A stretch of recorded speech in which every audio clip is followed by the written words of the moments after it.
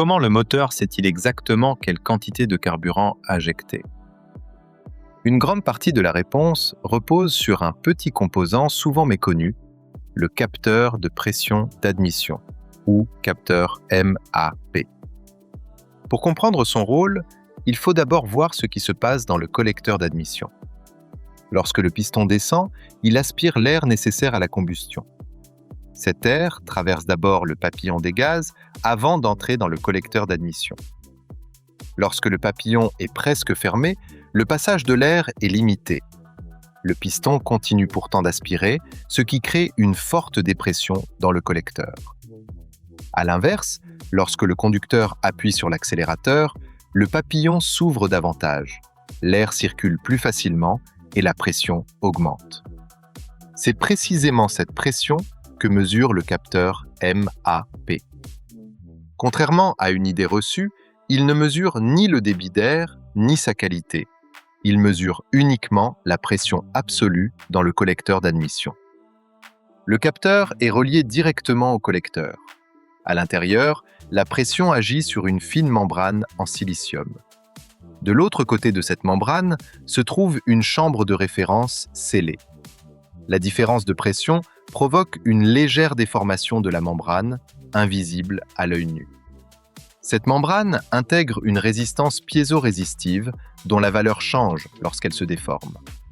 Un circuit électronique interne transforme ensuite cette variation en un signal de tension envoyé au calculateur moteur, appelé ECU. Le calculateur analyse en permanence cette tension. Une faible tension correspond à une forte dépression, tandis qu'une tension plus élevée indique une pression plus importante et donc une charge moteur plus élevée. Mais le calculateur ne se contente pas de cette seule information.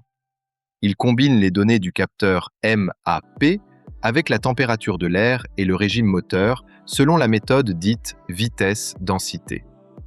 Il peut ainsi estimer la masse d'air entrant dans les cylindres et calculer avec précision la quantité de carburant à injecter afin d'obtenir une combustion optimale. Par exemple, lorsque le moteur est arrêté, la pression dans le collecteur est proche de la pression atmosphérique. Au ralenti, la dépression devient importante. En pleine accélération, la pression remonte rapidement et lors d'une décélération, la dépression atteint son niveau maximal. Le capteur MAP détecte instantanément chacune de ces variations. En résumé, le capteur MAP est un élément essentiel de la gestion électronique du moteur.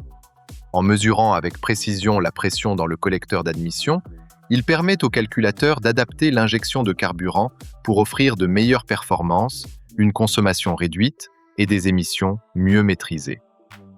Si cette vidéo vous a permis de mieux comprendre le fonctionnement du capteur MAP, pensez à laisser un like, à vous abonner à la chaîne Automobile et à activer la cloche pour découvrir nos prochaines vidéos sur la mécanique automobile.